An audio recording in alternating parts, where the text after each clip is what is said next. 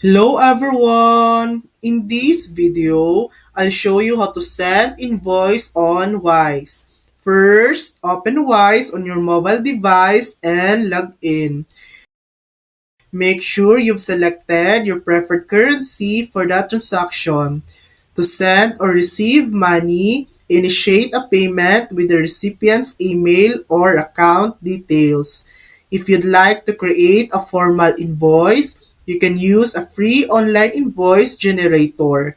Platforms like Invoice Generator, Zoho, or Canva offer easy templates.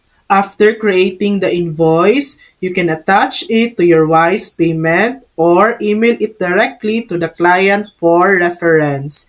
And that's it. That's how to send invoice on Wise. Thanks for watching.